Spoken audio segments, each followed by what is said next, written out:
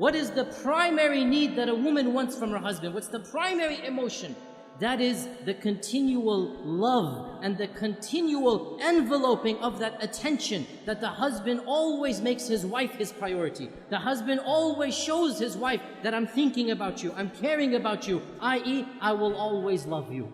To feel that love, to feel cherishment, they need to be constantly reassured that their husbands love them, that their husbands always take them as number one, always.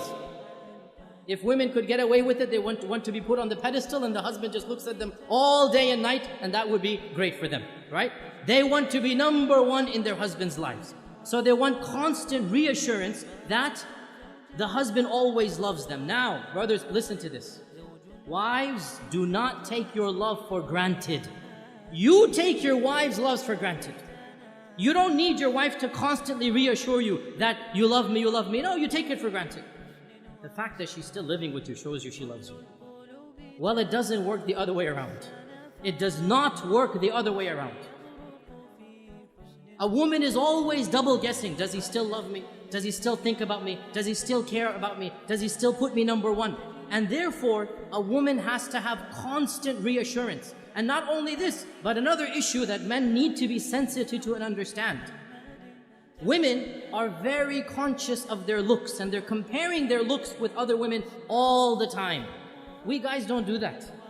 We don't care about other looks of men, and we don't compare ourselves. But women are always thinking, am I still beautiful enough for him? Does he still think me attractive? Maybe I've gained a few pounds, maybe after the third kid, this and that. She's always double guessing her looks, her figure. And so the husband always has to make her feel the most beautiful, the most cherished, the most loved, the most admired. Though she always wants these reassurances. How does he do this? I'll just point out a number of them. Number one, words, words, words. Never underestimate the power of speech. Simply saying, I love you. I know it's awkward for men after the courting phrase. I know it's awkward, right? But believe me, it never goes out of fashion. For women, it never goes out of fashion. They always love to hear this phrase.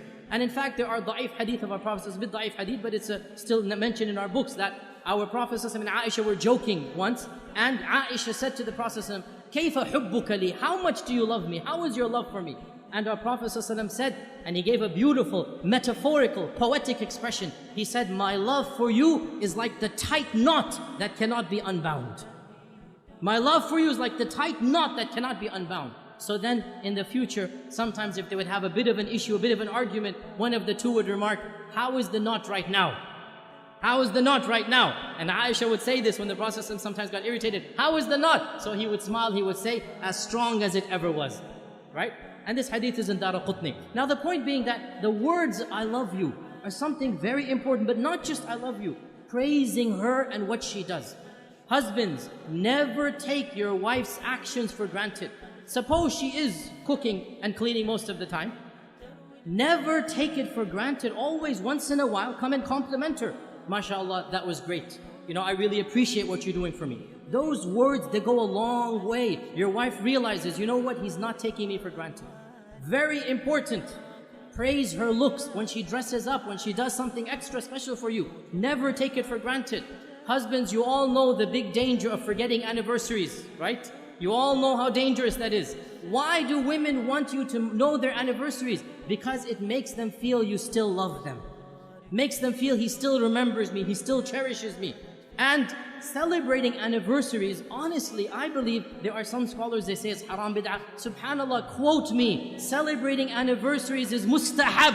It is encouraged in our religion. What greater thing to do than for the husband to tell his wife over and over again that I love you, I'll do it all over again. Take them out for a romantic dinner. Be romantic with your wife. What better way of showing that love? There's nothing wrong at all to show that love on your anniversary days. This is something that the Sharia encourages the husband and wife to have that lovely bond together.